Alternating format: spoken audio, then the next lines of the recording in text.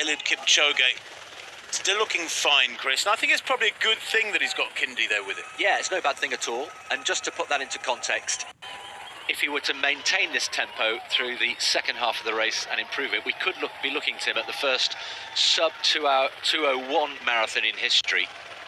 I think going sub-2 hours would be hugely optimistic today. It's not impossible, but so far we're looking at something inside world record pace, and we could be commentating in about an hour's time on the first race under 2 hours 1 minute. Approaching halfway.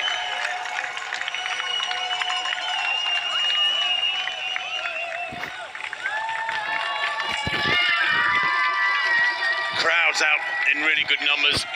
Funny, isn't it? Because yesterday was a gloriously sunny day. It wasn't hot, but it was a lovely sunny day around the city, probably about 20, 21 degrees.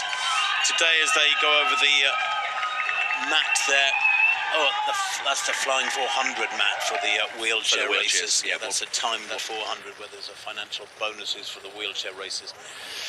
So they're a little way away yet from the 21k mark, and then of course, about 100 metres later, the halfway point.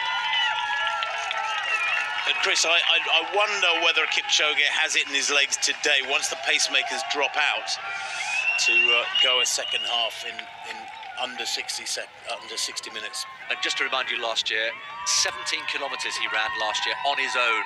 The last 17k, he was literally just on his own. No pacemakers and no other athletes around him. And that takes some doing and come inside a world record.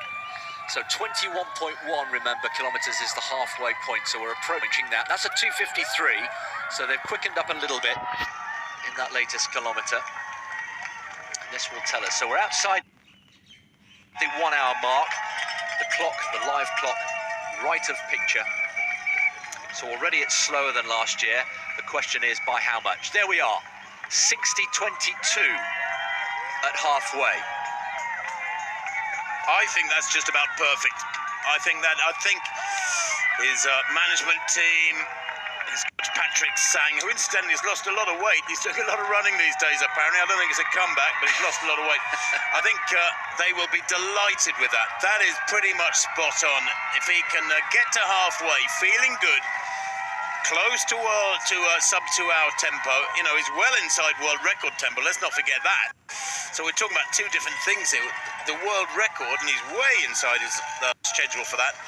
And then 2 hours is the great holy grail, isn't it? Do you think, Chris? Absolutely, yeah. I mean, at the moment, we're still somewhere between those two historic landmarks. The world record is on, and there's an outside chance maybe of a sub-2. Let's not get greedy. There's the chasing group then approaching the halfway stage. And they are just over a minute, Tim, behind Kipchoge and Kindi. Yeah, that's what we thought. That's a big chunk of time, isn't it? Tadeu Abate there with that sort of headband, that headscarf at the back of that chasing group, the 26-year-old. He's a 2:05 athlete, but he was sixth in Tokyo back in March this year in that 2:05. But he is well over a minute behind this little lead group, and that's a big statement about just how quickly they are shifting.